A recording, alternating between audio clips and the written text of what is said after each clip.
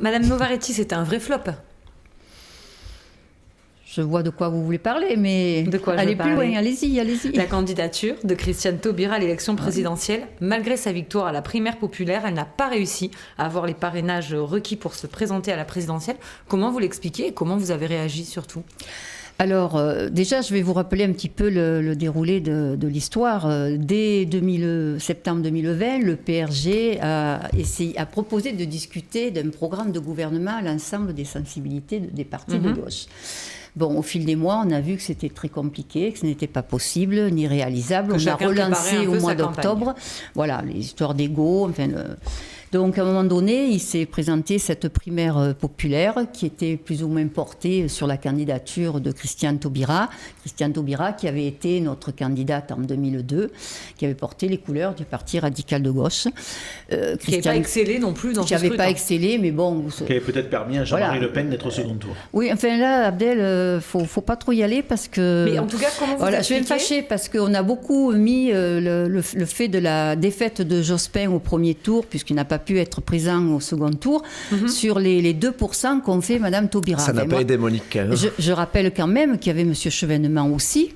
C'est vrai. Voilà, il y avait quand même une multitude de candidats du Parti socialiste. Alors ça c'est en 2002. Christiane Taubira était la candidate du PRG. Voilà. Purgeons le passé. C'est pour fermer la parenthèse. Voilà. Comment vous expliquez ? Parce que sur le papier, c'est vrai que sa candidature est assez séduisante. C'est une ancienne ministre, c'est un symbole de la gauche. Elle a fait voter le mariage pour tous. Pourquoi ça n'a pas pris ? Est-ce que sa candidature, finalement, ça n'a pas ajouté de la confusion à la confusion ? Alors je pense que sa candidature a été tardive, sûrement. Le PRG s'était proposé de l'accompagner dans l'hypothèse, je dis bien dans l'hypothèse, où elle sorte première de la primaire populaire et qu'elle arrive à rassembler, ce qui n'a pas été le cas. Donc le PRG, elle n'était pas, je rappelle qu'elle n'était pas la candidate du Parti radical de gauche. Oui, mais vous la souteniez. Oui, on la soutenait, mais je veux dire, c'était pas un engagement. Il y avait des conditions. Vous avez été déçue ? Il y avait des conditions à cet engagement de faire une union.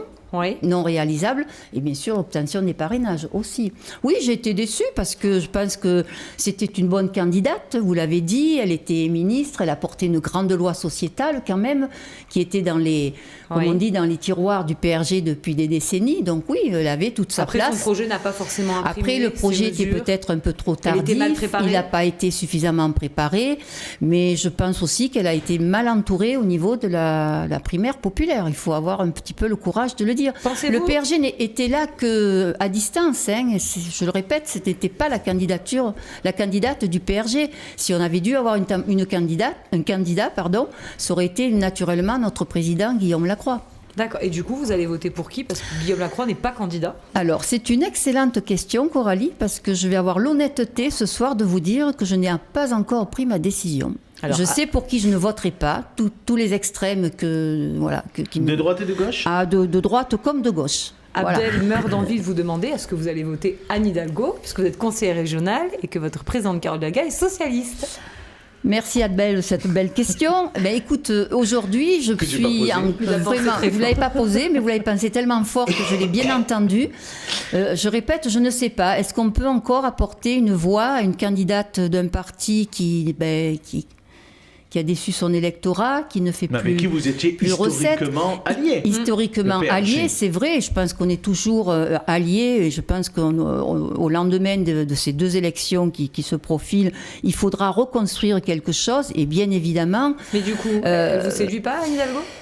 Non, parce qu'aujourd'hui, apparemment, elle n'imprime pas auprès des électeurs. Alors peut-être Jean-Luc Mélenchon ? Alors encore moins, je vais vous dire honnêtement encore moins, parce que je pense que c'est ça. Vous nous annoncez, Mme Novaretti, que vous allez voter Emmanuel Macron. Non, alors pas du tout. Là, je peux vous dire non. Il reste Yannick Jadot. Non, je ne sais pas. Je veux dire, je suis comme beaucoup d'électeurs et d'électrices très indécises sur mon choix.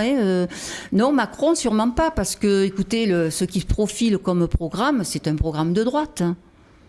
Je vais redonner la parole à Coralie dans quelques instants, mais je vais laisser Nicolas vous poser sa question. Monique, que je connais bien, on a partagé pas mal de moments de campagne. Ma question est très simple, est-ce que tu es remise de notre campagne commune parce qu'on l'a menée à l'été et on a beaucoup donné ? Alors oui, on a beaucoup donné, surtout que cette campagne des régionales, elle s'ajoutait à celle des départementales, de quelques mois auparavant des législatives et encore un petit peu auparavant des municipales. La France est tout le temps ça d'élection. sur fond de Covid. Je crois que voilà, il y a une saturation. Je pense que nous, militants, on a déjà une saturation d'élections. Alors je pense au Saint-Quidam aussi qui... Voilà. Mais remise, oui, bien sûr, remise. Corentin, vous avez une question pour Monique Novaretti. Alors, c'est pas, bien évidemment, Monique Novaretti est sur le territoire de Villeneuve-les-Avignon, pas forcément votre territoire de prédilection. Non, pas vous tout à avez fait, mais peut-être je une découvre idée, madame, du coup, que je ne peut-être une connaissais question pas. autour d'un sujet, non? La corrida, peut-être. Est-ce qu'elle aime bien, Monique Novaretti, les traditions? C'est une question que je pourrais poser presque toutes les semaines, du coup. Non. Eh ben, écoutez, sinon, posez la question que vous voulez. Non, mais c'est vrai que par rapport à l'engagement de Carole Delga sur la région Occitanie, moi j'avais regretté un petit positionnement. Il y avait eu un fort soutien aux éleveurs de taureaux, Camargue, aux éleveurs, aux manadiers, dans le cadre de la crise sanitaire. Mais j'avais regretté que les éleveurs de taureaux de combat, qui ont la même importance en termes d'écologie, de maintien de la biodiversité, aient été complètement oubliés des aides. Est-ce que c'était une volonté politique sous-jacente de ne pas s'occuper de corrida et d'éviter de prendre les anti-corridas sur la figure, ou est-ce que il y a une raison précise qui a fait que les éleveurs de taureaux de combat aient été oubliés de ces aides? Et de faire plaisir aux écologistes qui sont avec... Et de faire plaisir aux écologistes, mais du coup je comprendrais quand même pas le positionnement des écologistes de sacrifier des élevages qui maintiennent la biodiversité de notre beau territoire. Alors, je vais répondre le plus succinctement possible. Je crois que Mme Delga a voulu faire la différence entre les manadiers qui avaient énormément souffert de l'annulation de beaucoup de festivités. Donc elle avait mis ses aides, sur le taureau, plutôt de tradition camarguaise. Avec l'annulation des fêtes votives. Voilà, avec l'annulation des fêtes votives. Et voilà, il y avait une nuance sur les taureaux de combat, effectivement. Alors peut-être qu'il faudra y poser la question à elle-même. Mais elle n'a jamais répondu clairement. Et oui, je pense que c'est une position difficile de prendre. Personnellement, je ne m'en cache pas, je n'aime pas la corrida. C'est un spectacle qui me désole. Après, je respecte tout à fait que certaines personnes y trouvent un certain plaisir, une culture... Voilà, mais je pense que c'était peut-être difficile pour Carole Delga de soutenir la filière taurine des taureaux de combat. Peut-être aussi parce qu'elle a beaucoup moins souffert que la filière des manadiers. Allez Coralie, quelques questions et on démarre par les législatives. Oui, le PRG discute au niveau national avec le Parti socialiste, mais dans le Gard, nous dit-on, la fédération lorgne sur la 3e circonscription et la 6e circonscription. Est-ce que vous n'êtes pas un peu gourmand au regard des forces politiques que vous représentez dans le Gard? Je rappelle que vous avez 2 élus, si je ne m'abuse, vous, Monique Novaretti, et Patrick Scorson, qui est élu départemental du canton de Roquemaure.